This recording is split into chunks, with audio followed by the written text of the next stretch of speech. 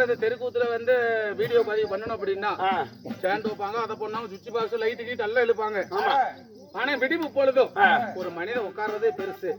எப்படி ஆனா அந்த கையிலேயே அந்த கேமராவை ஏந்தி நம்மள இந்த வீடியோ கவரேஜ் பண்றது எப்பேற்பட்ட சிரமம் தெரியுமா? அந்த சிரமத்தையும் பொருட்படுத்தாம நல்ல உள்ளம் படுத்த செல்வன்னா நமக்காக இந்த வீடியோவை பதிவிட்டு நாட்டு மக்களுக்கு அறிமுகம் செய்யறதுல நான் மிக்க மகிழ்ச்சி அடைகிறேன். நண்பா, சிங்கார பொன் மேடையிலே சட்ட நாட்டில் செய்திருக்கக்கூடிய தெருக்கூத்தின் பெயர் என்ன? ஓ, தெருக்கூத்து பேரே தெரியாம தான் இந்த புழுத்து புழுத்துனே நீ. புராண கதைகள் ஆயிரம் இதிகாசங்கள் எண்ணற்ற, அதாவது காராள வம்சத்தில் பிறந்த கவண்டமார்களின் புண்ணியமான சரித்திர கதை. எப்படி பொன்னர் செங்கர் படுகளம் என்னும் நாடகத்தை இந்த குரு பெரியவர்கள் நமக்காக அரங்கேற்றம் செய்திருக்கிறார். இந்நாடகத்தில் தற்பார் விஷயமாக நான் வரும் பொழுது என்னுடைய பெயர் நம்ம தெரிவித்தேன். தெரிந்துதான் என்ன உனக்கு? தேவாதி தேவர்கள் போற்று புகழும்படியாகிய தேவாதி தேவர்கள் போற்றும் புகழும்படியாக கீழேலு மேலேலு 14 லோகங்கள், அந்த வாசியில் ஆகாய வாசியில் சித்து வித்தியாசங்கள் யோக பூமிகள் போற்றும் புகழும்படியாக என்னுடைய பெயர் பெரியண்ண சாமியாகோ.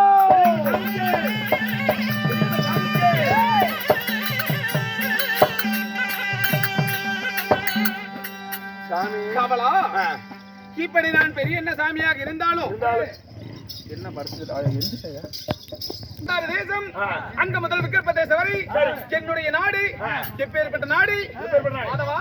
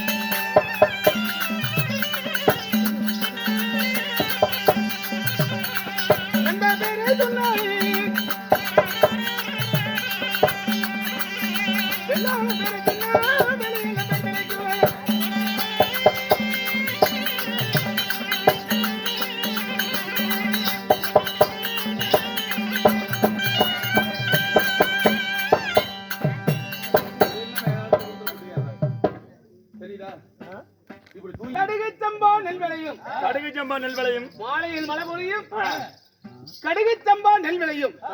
அந்த வெள்ளாளூர் பேரை சொன்னார் வெளியெல்லாம் பயிர் விளையும். அந்த காராளன் பேரை சொன்னா கரமீது நெல்வளையும்.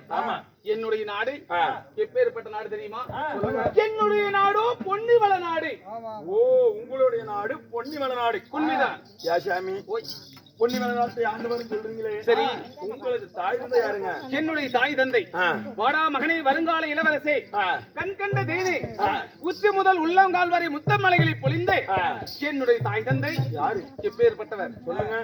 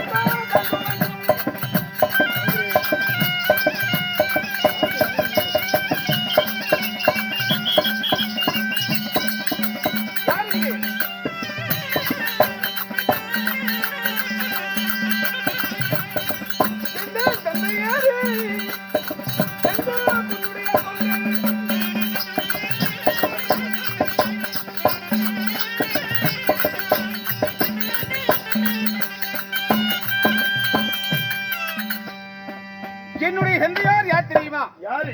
அதாவது காராள வம்சத்திலே பிறந்து என்னுடைய தந்தையார் குன்னுடைய கவுண்டர். ஓ, காராள வம்சத்தில் பிறந்த உண்மைதான். உங்களது தந்தையார் குன்னடைய கவுண்டர்.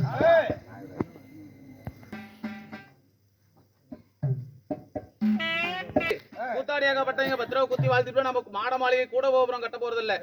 10 வார்த்தை வாழ்த்துனா ஒரு வார்த்தை பலிக்கு என்பது ஐதீகம் என்ற பழமொழிக்கு எடுத்துக்காட்டாக அன்னாரது தொழிலும் நடக்கின்ற வழிதடவும் அமைய வேண்டும் என்று அகிலாண்ட கோடி பிரம்மாண்ட நாயகி மாரியம்மனை கலைக்குழுவின் சார்பாக மனதார வேண்டி விரும்பி பிரார்த்திக்கிறோம். நன்றி, வணக்கம். வணக்கம்.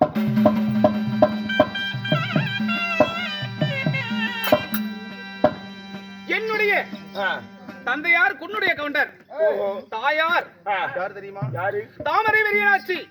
தாமரை வெறியனாச்சி. இந்த மதிப்புக்கு மரியாதைக்குரிய எனது அருமை தாய் வசந்தாமா அவர்கள் அவரது சொத்திலிருந்து எனக்காக 20 ரூபாய் என்பளி வழங்கி இருக்கிறார். அதாவது கணேசன் பாபாத்தி அம்மா அவர்களும் என்னுடைய வேடத்தை பாராட்டி ரூபாய் 100 வழங்கி இருக்கிறார். வாழாறு செல்வம் பெற்று நோய் நொடி இல்லாம சுபஜீவியாக வாழ வேண்டும் தெய்வமாகி ஆலயமா இருக்கிறாங்களே, இருகரையும் கரம் தொட்டு சிரம் தாழ்த்தி மனமாற வேண்டுகிறேன். நன்றி, வணக்கம். அப்படி என்னுடைய தாய் தந்தைக்கு நான் ஒருவனாக பிறந்தேனா? நான் எப்படி பிறந்தேன்? எப்படி நான் பிறந்த விதம் எப்படி உனக்கு தெரியுமா? சொன்னால் தெரியும். மாதவா, காமாட்சி அருமகம் ஒரு பாட்டு பாடிட்டு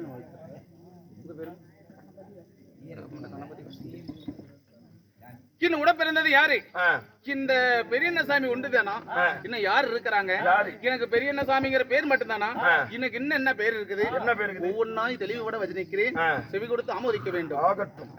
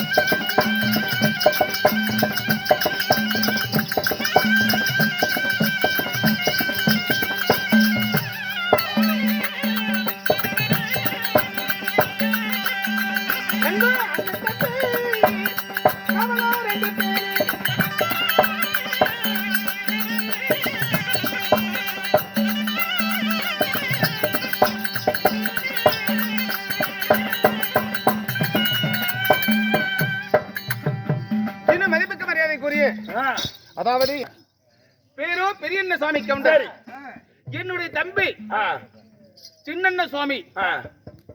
இப்படி இருவர் நாங்கள் பிறந்து சேர்ந்து பிறந்து சேனை பால் உண்ட, கூடி பிறந்து கூட்டு பால் உண்ட ஒரே ஒரு தங்கை. அழகுக்கும் அறிவுக்கும் குடும்பத்திற்கும் ஏற்ற என்னுடைய தங்கை யார் தெரியுமா? யாரு? அருக்காணி தங்கம். பரவாயில்ல. என்ன உங்க 2 பேத்தோட உங்க தங்கச்சி தான் நல்ல பேரு. ஏன்டா அப்படி சொல்றேன்? அரகேணி. ஏய், அருக்காணி தங்கம். இப்படி என் தங்கையை உடன் பிறப்பாக வைத்து இந்த பெரியண்ண சாமி சின்னண்ண சாமிக்கு வேறு பேர் சொன்னேன். என்ன பேரு? எப்படி தெரியுமா? காவலா. சொல்லுங்க. என் தாய் தந்தைக்கு திருமணமாகி நீண்டு நெடிதோர் காலமாக புத்திர சந்தான வரம் இல்லை, அதாவது குழந்தை பாக்கியம் இல்லை. உடனடியாக கைலங்கிரி ஈசனை, அதாவது வெள்ளிங்கிரி சென்று கைலங்கிரி ஈசனை தொழுது கடூரமான தவம் இருந்து வைக்காத வேண்டுதல் இல்லை. எப்படி? பெண் என்று ஒருவள் போய் கைல மலையில் சென்று அழுது புலம்பு வரம் கேட்டார். கடவுளாகப்பட்டவள் மனமிறங்கி வரம் கொடுப்பது இயல்பு. அப்பேற்பட்டதான் எனது தாய் தாமரை பெரிய நாச்சியார் கடூரமான சிவனை நோக்கி தவமிருந்து முதலாவதாக என்னை பெற்றெடுத்தாள். என்னை பெற்றெடுத்ததும் குழந்தை இல்லாத குழந்தை பிறந்த எப்படி? என் தந்தையாருக்கோ வயது 80, 6க்கு 6 சென்று 60 குறுக்க சென்று என் தந்தையாருக்கு வயது 80, என் தாயாருக்கு வயது 70. இப்படி வயது முதிர்ந்த நிலையில முதலாவதாக என்னை பெற்றெடுத்து நாள் ஒரு மேனியாக பொழுது ஒரு உண்ணமாக வளர்த்து எனக்கு பொன் சங்கடையால பால் வார்த்து வளர்த்ததுனால எனக்கு பெயரோ பொன்னர் அப்படி என்று பெயர் வைத்தார்கள். பொன் சங்கினால் பால் ஊற்றியதால் உனக்கு பொன்னருங்கிற பேரு. உண்மைதான். அப்படி என் தம்பிக்கு என்ன பெயர் தெரியுமா? என்ன பேரு? இரண்டாவது பிறந்த என் தம்பிக்கு சங்கால பால் வார்த்தனால சங்கர் என்று பெயர் வந்தது என் தம்பிக்கு. அவருக்கு சங்கால பால் ஊத்துனாங்க. ஆமா, அவருக்கு சங்கருங்கிற பேரு. உண்மைதான். அண்ணன் தம்பி இருவருக்கும் ஒரே தங்கையாக பிறந்த என் தங்காவுக்கு அருக்காணி தங்கம் என்று பெயர் வைத்து சின்ன பொன்னி வளநாட்டுல சீரோடும் சிறப்போடும் ஜெகத்தோடும் பட்ட பரிபாலம் செய்து வரீங்க. ஆமா. அப்படி இருந்தாலும் காவலா, இப்படி நாங்க அண்ணன் தம்பிகள் இருவர், தங்கா ஒருவர் 3 இருப்பாரு. நான் யாரு? நான் எந்த ஜாதிக்காரன்? நான் எந்த குலத்தோன்? எந்த குலம்? என்னுடைய குலம் எப்படி? தாரமான தப்பு குலம். என்னுடைய குலம் யாது? என்னுடைய ஜாதி எது? என்னுடைய மூதாதையர்கள் பட்ட கஷ்டங்கள் என்ன? துன்பங்கள் என்ன தெரியுமா உனக்கு? சொல்லுங்க. அவளா இப்போ ஒண்ணு போறேன், போயிட்டு வாங்க.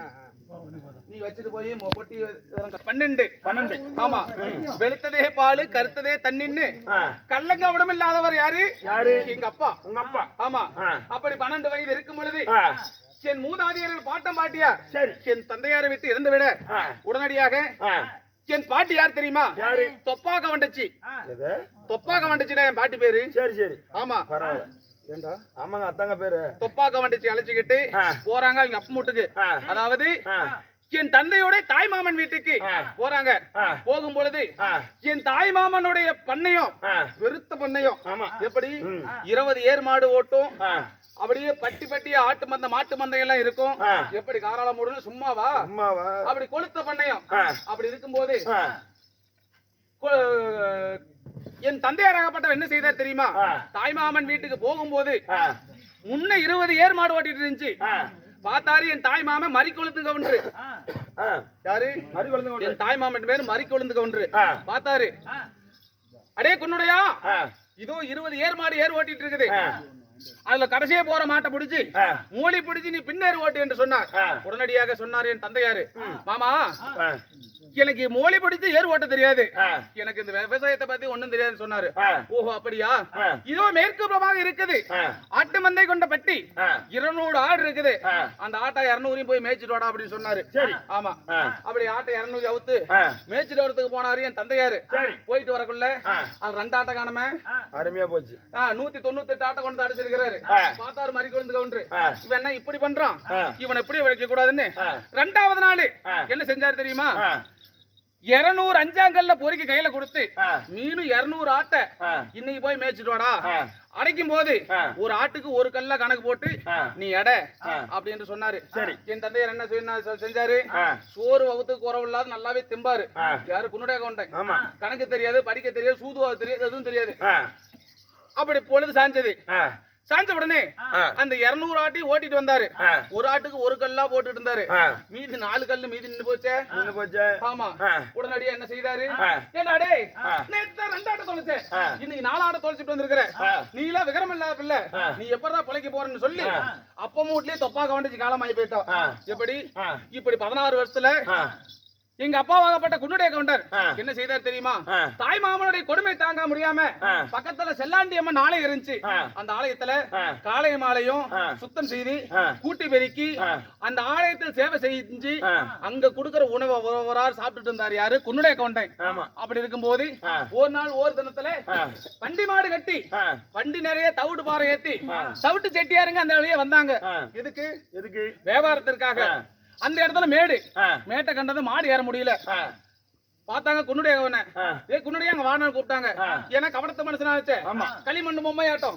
உடனடியாக போய் அந்த தவிட்டு வண்டி தொட்டு தள்ளனாங்க. நண்பா, அந்த தவிடெல்லாம் பொன்னாக மாறி விட்டது. தவிடெல்லாம் பொன்னாகி போச்சு. ஆமா, பொன்னாக மாறினதும் என்ன செஞ்சாங்க தெரியுமா? என்னுடைய தாத்தா மூதாதையர்கள்லாம் சோழ மன்னரத்துல அடிமை வேலை செஞ்சாங்க. சரி, எப்ப? சோழ மன்னன். ஆமா, சிவச்சோழ மன்னரத்துல அடிமை வேலை செஞ்சாங்க. அப்படி சில காலம் தவிட்டு செட்டியார் இடத்துல என்ன செஞ்சாங்க தெரியுமா? இந்த குன்னுடைய கவுண்டனை தொட்டதுமே எல்லாம் பொண்ணாயிருச்சே, இவரை விடக்கூடாதுன்னு வியாபாரத்துக்காக வைத்திருந்து சிறிது காலம் கழிச்சு தாயோட பிறந்த தாய் மாவன் மகளை யாரு? தாமரை பெரியனாச்சியே குன்னுடைய கவுண்டனுக்கு திருமணம் செய்து வச்சாங்க. செய்து வச்சதும் என்ன செய்தார்கள் தெரியுமா? இதுக்கு மேல போய் பொழைக்கிற வழியை பார்த்துக்காண்டு எங்களுக்கு பூர்வீகம் 500 ஏக்கரா. சரி, எப்படி 500 ஏக்கரா? இங்க மூதாதையர்கள் என் பாட்டனார்கள் அனைவட்டு பேர்களும் சிவச்சோழ மன்னடத்துல அடிமை வேலை செஞ்சதுனால என்ன செய்தார்கள் தெரியுமா? அடே குன்னுடையா, இது நாள் வரையில் நீ தனியா இருந்த, இப்போ உனக்கு திருமணம் ஆகி விட்டது. சிவச்சோழ மன்னர் சொல்றாரு, உனக்கு பூர்வீகம் 500 ஏக்கரா, நீ எவ்வளவு தூரம் ஓடி நிக்கிறியோ, எப்படி இங்க இருந்து நீ எவ்வளவு தூரம் ஓடி நிக்கிறியோ அந்த நிலமெல்லாம் நான் உனக்கு கிரையம் பண்ணி கொடுக்கறேன்னு சிவச்சோழ மன்னன் சொன்னாரு. யாரு? சிவச்சோழ மன்னன் சொல்றாரு. யாரு? குன்னுடைய கிட்ட சொல்றாரு, எங்க அப்பா கிட்ட. உடனடியே எங்க அப்பா அதே மாதிரி செஞ்சாரு. ஒரு 700-800 ஏக்கரா தேர் அவ்வளவு தூரம் ஓடி நின்னாரு. அந்த காதவழி ஓசை தூரம் போய் நின்னாரு. நின்ன உடனே சிவச்சோழ மன்னன் கிரையம் பண்ணி கொடுத்துட்டாங்க.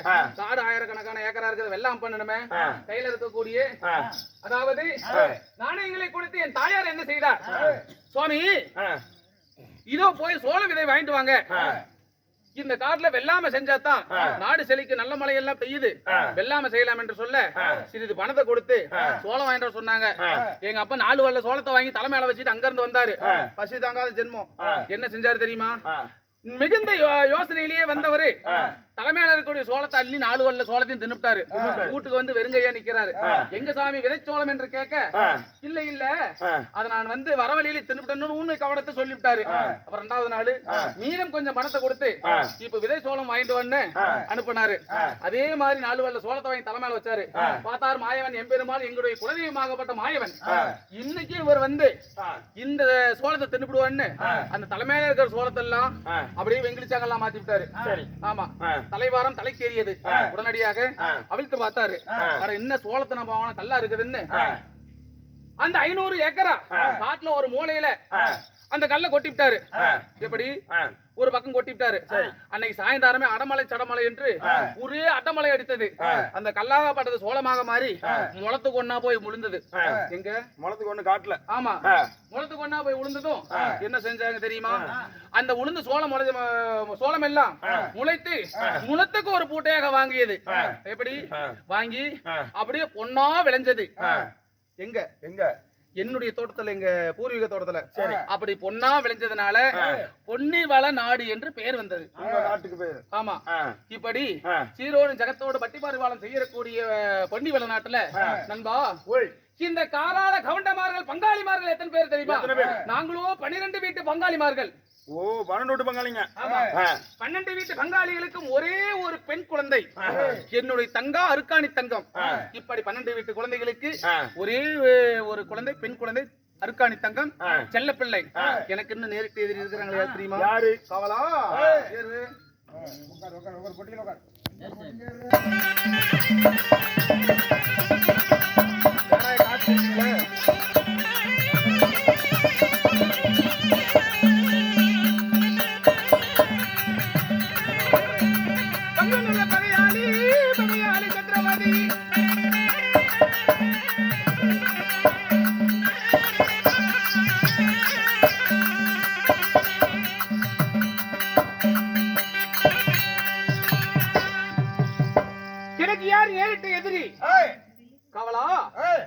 நாங்கள் 12 வீட்டு பங்காளிமார்களாக இருந்தாலும் எனக்கு நேரிட்ட எதிரி அந்த வேட்டை கவுண்டமூடு.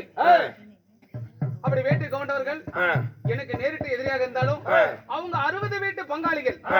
60 வீட்டு பங்காளிகளுக்கு ஒரே ஒரு செல்ல மகளாக பிறந்தது யாரு? வீரத்தங்கா.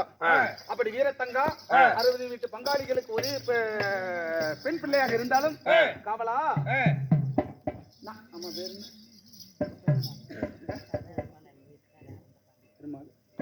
அதாவது பெருமாள் பேர் கீர்த்தியாக இந்த அம்மாளாகப்பட்டவர் இன்னாவது நினைச்சு இன்னும் பழனி ஐயா அவர்களும் அவரது சொத்திலிருந்து எனக்காக அன்பு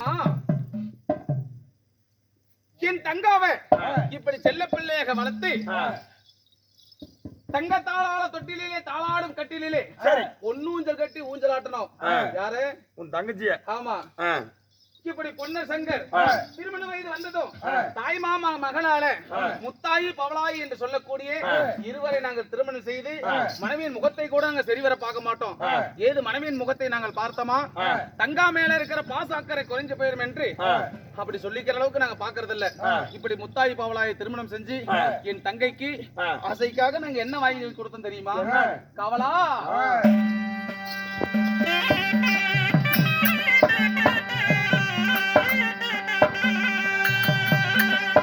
அந்த டவர் கடையில கொட்டி வண்டி இருக்குது. முன்னாடி தேங்காய் வாட்டர் கண்ணு அப்படி பண்ணி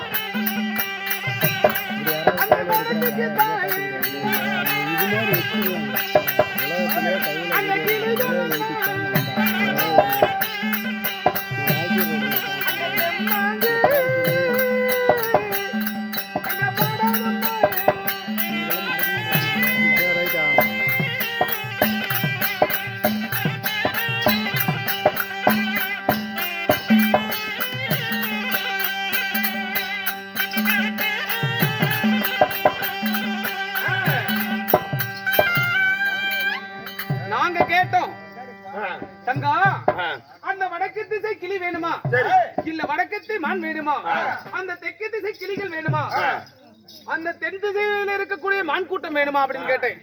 அண்ணா அந்த வடக்கு இருக்கிற திசைகள் எல்லாம் கிளிகள் 1000 இருக்கும். அத வர்ணகவி பாடாது. அந்த தெற்கு திசையில கிளிகள் கூட்டங்கள் எண்ணற்றவை. ஒருபோதும் தெம்மாங்கு பாடாது. அதனால நம் தாயார் வளர்த்த அந்த பஞ்சவர்ண கிளி மாதிரி எனக்கு கிளி வேணும் என்று என் தங்கா கேட்க உடனடியாக அண்ணன் தம்பி நாங்கள் மூவரும் எங்க சென்றோம்? வையமல சாம்புவன் மூவரும் எங்க சென்றோம்? காவலா வெரசோட்டு ஆலாமரம் அதுல விழுது 10,000 அப்படி மரமா பார்த்து வீசா வீசு வலையே வலையை வீசின உடனே பஞ்சவர்ண கிளிகள் ஒரே ஒரு கிளி அழகுள்ள கிளி அந்த வலையில் சிக்கியது. என் தங்கமாகப்பட்ட அருக்காணி தங்கத்தை கிட்ட அந்த கிளிகள் கொண்டு வந்து கொடுத்தோம். அந்த கிளிகளோடு கொஞ்சம் பேசி விளையாடி மகிழ்ந்துட்டு இருக்கிறார் என் தங்கை. அதை பார்த்தார் யாரு? அந்த 60 வீட்டுக்கு ஒரே தங்கையாகப்பட்ட வீர தங்கால் பார்த்தாரு. ஆஹா, எதிரி இடத்துல இப்படி கிளிகள் வைத்து கொஞ்சம் விளையாடுகிறார் என்று எண்ணம் கொண்ட அருக்காணி தங்க 60 வீட்டு பங்காளிமார்கள் அண்ணன் தம்பி கிட்ட சொன்னா அனைவெட்டு பேரும் கையில் வீசு வலையை எடுத்து ஓடினாரு. எதுக்கு? கிளி பிடிக்க. உடனடியாக வீசு வலையை வீசி பார்த்தாங்க. அதுல கிளி உழுவுல அழகான ஒரு பன்றிக்குட்டி விழுந்தது. அந்த பன்றிக்குட்டி எப்படி தெரியுமா? 4 கால் வெள்ளை, பூவால் குட்டி, நடுத்தல செட்டி. எப்படி? இப்படி ஒரு பன்னிக்குட்டி ஒண்ணு மாட்டினது. அந்த பன்னிக்குட்டி கொண்டு போய் வளர்த்தி வீரத்தங்காத்த பன்னிக்குட்டி கிட்ட எப்படி ஆசையோடும் பாசத்தோடும் விளையாடிட்டு இருந்தா. பன்னிக்குட்டி பருவத்திலையும் எப்படி இருக்கும், அழகாக இருக்கும்பாங்க. அதனால அந்த வேட்டை கொண்டு மூடி இன்னும் அந்த வீரத்தங்கா குடுக்கிற தீனியில அந்த பன்றியாகப்பட்டது 3 அடி அகலம், 70 அடி உயரம், 90 அடி நீளம், இப்படி மலைகிரி பருவம் போல் வளர்ந்து நின்றது. ஒரு நாள் ஒரு நேரத்துல காளி என்ன கவுண்டர் என்ன சொன்னார் தெரியுமா? தங்கா, இப்படி இந்த பன்றிக்கு 3 வேளை சோத்தை கொடுத்து வளர்த்திட்டு இருக்கிற, ஒரு வேளை சோத்தை குறை, இது வளர்ந்து நின்றுக்குள்ள ஒருவேளை நம்ம குடும்பத்துக்கு ஆபத்து வந்துரும், இந்த ஊரை அழிச்சுவிடும் என்று ஒரு வேளை சோத்தை குறைக்க சொன்னாரு. யாரு? காளி என்ன கவுண்டர். அத காதல கேட்ட அந்த பன்னி என்ன செஞ்சு தெரியுமா? சிவச்சோழ மன்னடத்துல ஏறி மதவள வெங்கல மதவள ஓடி படுத்துக்கிச்சு. இத கேட்டதும் ஓடி படுத்துக்கிச்சு. உடனடியாக சிவச்சோழ மன்னன் லிகித எழுதுறாரு. எப்படி எப்படி ஓய் அதாவது செல்வம் செழித்தோடும் இந்த நாடு பசுமையாக இருக்கும். இந்த வெங்கல மதவள தண்ணீராகப்பட்டது பாய்கின்ற வேளையில மலைகிரி மதம் போல் பன்றியாகப்பட்டது ஒன்று வந்து அடைத்து விட்டது. எப்படியாவது வேட்டையாட வேண்டும் என்று சிவச்சோழ மன்னன் லிகித எழுதி எங்களுக்கு அனுப்பினாரு. உடனடியாக நாங்கள் என்ன செய்தோம் தெரியுமா? கவலா அத்தசோடு பன்றிய நாங்க வேட்டையாடணும்னா என்ன செய்யணும்? 7 வண்டி இரும்பு, 7 வண்டி கறி, 7 வண்டி உபி கொடுத்து ஆசேரி இடத்துக்கு போனோம். இந்த 7 வண்டி இரும்பி ஒரே ஒரு ஈட்டி வேலை செய்யணும். இது செஞ்சு கொடு அப்படின்னு சொன்னோம். என்ன ஒரு வண்டி வேலை அடிக்கிறதுக்கு ஆசிரியால தைரியம் இருக்காது. 7 வண்டி இரும்பி சேர்த்து ஒரே ஒரு வேலை அடிக்கணும்னா 6 ஆள் ஆகும். உடனடியாக ராவோடு ராவாக அந்த ஆச்சரியாகப்பட்ட விளக்கு போட்டு வச்சுட்டு பூந்து ஓடி போயிட்டான். கைதுட்டு 6 ஆளையும் ஆகாது. பார்த்தாரு என்னுடைய குலதெய்வமாகப்பட்ட செல்லாண்டி அம்மன். ஆசேரி, நீ கவலை வேண்டாம், நீ போய் பற்றையை பத்த வை, நான் அடக்கத்தை பேசிக்கிறேன்னு செல்லாண்டியம்மன் துணையோடு 7 வண்டி இரும்பி ஒரே வந்து உருவமாக செஞ்சு ஒரே வேலாக செஞ்சு கிடத்துனாங்க. உடனடியாக அந்த 7 வண்டி விரும்பி ஒரே ஒரு ஆயுதமா செஞ்சாச்சு. அதை தூக்குறதுக்கு சக்தி வேணும் என்று 8ஆன பலம் கொண்ட என்னுடைய தம்பி யாரு? சங்கரு போய் அந்த வேலை தூக்கி பார்த்தான். தூக்க முடியல. எவ்வளவு பலம்? 8ஆன பலம். 10ஆன பலம் படைத்த நான் பொன்னராகப்பட்டவன் போய் தூக்கி பார்த்தேன். ஆனா தூக்க முடியல. என்னுடைய உடன்பிறவா சகோதரனாக விளங்கக்கூடிய வையமலை சாம்புவன் அவங்கிட்ட சொன்னோம். என்ன சாமி, சின்ன சாமி, பெரிய என்ன சாமின்னு கேட்டான். இப்படி 7 வண்டி இரும்ப ஒரே ஒரு வேளாக அடிச்சு போட்டிருக்கிறோம், நம்மளால தூக்க முடியல, இது எப்படியாவது தூக்கணும், அந்த பன்றி வேட்டையாடணும்னு சொன்னேன். அவன் என்ன சரி செஞ்சான் தெரியுமா? இப்படி கால் பெருவில் வச்சு அழுத்தினா பாரு, அந்த ஆயுதமாகப்பட்டது என்ன சின்னுக்குச்சு. ஆமா, உடனடியாக நானும் சங்கரும் சிவச்சோழ மன்னிடத்துல ஏரிக்கு வெங்கல மதவுக்கு சென்றோம். அங்க போய் அந்த பன்றி வேட்டையாடலாம்னு யாரு 3 செல்றோம். அங்க போய் கம்முனுக்குதா, டேய் அடே பொன்னர், அடே சங்கர், அடே சின்ன சாமி, பெரிய சாமி, அடே வையமலை சாம்புவா, நீங்க 3 சேர்ந்து சரியான சண்டை நடக்குது பன்றிக்கு எங்களுக்கும். என்ன சண்டை பண்ணாலும் என் மயத்துல ஒரே மயிர் புடிங்கி பார்க்க முடியாதுங்குது. யாரு? அந்த பன்னி சொல்லுது. அந்த பன்னி அப்படி சொல்லுது. என்னடா அந்த பன்னிக்கு ஊழ திமிராயி போச்சா, இத நம்ம விடக்கூடாது என்று என்ன செய்தேன்னு தெரியுமா? என்ன செஞ்சேன்னு தெரியுமா? நீ வளர்த்த நாயை போய் அனுப்பிடான்னுச்சு அவரு அந்த பன்னி. உடனடியாக அடே சங்கரு, போய் அரண்மனைக்கு போய் நம்ம தங்க ஆசையா வளர்த்தனால அந்த மூலி நாயை போய் கூட்டிட்டு வரான்னு அனுப்பினேன். உடனடியாக சங்கராகப்பட்டவன் என் தங்க இடத்துல, தங்கா அந்த பன்றி வேட்டையாட முடியல, இந்த மூலி நாய் வந்தாதான் அந்த பன்றி செய்ய முடியும், எங்க போச்சு அந்த மூலி நாய் அப்படின்னு சொன்னான். என்னடா மூடி நாயின்னு சொல்றான், சொட்ட நாயின்னு சொல்றான், அந்த நாய்க்கு காது கேட்டுருச்சு. உடனடியாக அந்த நாயை அனுப்பி வச்சா அருக்காணி தங்கம். அந்த நாய் வருவனாங்குதே. ஆமா, என்ன கேட்க தெரியுமா? என்ன சொட்ட நாயின்னு சொல்லிவிட்டியே, எனக்கு சொக்கா தச்சு போட்டாதான் அந்த இடத்த விட்டு வருவங்குதே. அந்த நாய் சொட்ட நாயின்னு சொன்னியே, சொக்கா தச்சு. ஆமா, என்ன மூலி நாயின்னு சொன்னியே, எங்க காதுக்கு முருவு பண்ணி போட்டாதான் வருவங்குதே. அந்த நாய் காரி ஆகணும்னா கலதையோட கலை கூட காலை கூட முடிச்சாகணும். அது மாதிரி அந்த நாய்க்கு சொக்கா தச்சு போட்டு முருகு பண்ணி போட்டு கூட்டிட்டு போறேன். எங்க சிவச்சோழ மன்னன் இடத்துல ஏரிக்கு அந்த பன்றி வேட்டையாடுவதற்கு. உடனடியாக எங்களுக்கும் அந்த பன்றிக்கும் பெரிய ஒரு வந்து யுத்தம் நடந்தது. உடனடியாக அந்த பன்றியை மலகிரி பருவதம் போல் கொன்று குவித்து விட்டு நாங்க செய்தது என்ன? கவலா, இங்க ஒரு பன்றிய வென்ற நாய் எப்படி தெரியுமா? வாய் வழியாக பூந்து எப்படி வாய் வழியா பூந்து பின் வழியாக வந்து குடலு குண்டாமணி அண்ட சராசரத்தை அத்தனையும் அறுத்துட்டு வந்துச்சு அந்த நாய். ஆமா, பார்ப்பதற்கு மூலி நாய்ங்கிறோம், சொட்ட நாய்ங்கிறோம். அப்பேற்பட்ட வல்லமை படுத்தது அந்த நாய். இப்படி மலைக்கறி போதும் கொன்று குவித்து அந்த பன்றியே இன்று நாள் தருணத்திலே, ஆமா இவ்வளவு நாள் வையமலை சாம்புன்னு கேட்டுட்டு இருக்கிறேன். ஆமா, அவன் யாருன்னு கேட்க மாட்டேன். கதை சொல்லிட்டு நான் எப்படி கேட்கணும்? நீ கேட்கணும்டா. அப்படி இப்படி சொன்னா நம்ம பண்ற கதையும் ஓடிட்டு இருக்கேன். ஏன்னா எதுன்னு போய் கேட்பேன். சரி, இப்ப கேட்கறேன்னு சொல்லு. இப்ப வையமலை சாம்பவன் ஞாபகம் சொல்றீங்களே, உடற்பிறவா சகோதரன் சொல்றீங்க, அவரு உங்களுக்கு எப்படி எப்பேற்பட்ட சொந்த பந்தம் தெரியுமா?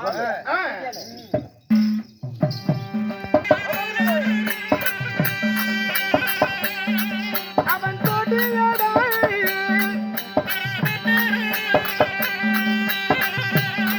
அந்த குலத்தினிலே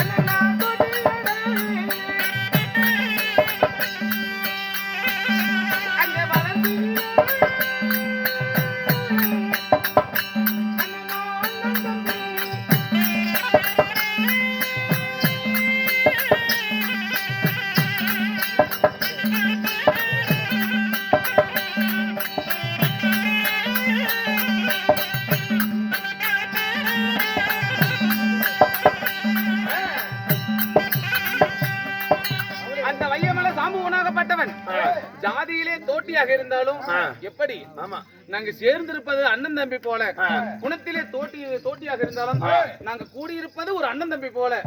ஒரு சண்டை சமர்ப்போர் என்றால் எங்களுக்கு முன்ன வையமலை சாம்புவன் தான் போய் முன்ன நிற்பான். எப்படி? ஆமா, இப்படி முன்ன நிற்பான். இன்று நாள் தருணத்திலே நாங்கள் பன்றி வேட்டையாட வந்து சில தினங்கள் ஆகிவிட்டது. அதனால என் தங்காவாகப்பட்டவள் அருக்காணி தங்கம் பன்றி வேட்டைக்கு போன அண்ணன் தம்பி மூவரும் வருவார் என்று வலிமேல் விழி வைத்து கையில் ஆழமேந்தி காத்துட்டு இருப்பார். அதனால அந்த புறமாக என் தம்பி சங்கர் இருக்கிறான், வையமலை சாம்பு இருக்கிறான். இருவரும் அழைத்து வா, நாம பொன்னி வளநாடு போகணும். எப்படி? பொன்னி வளநாடு போகணும். போலாமா?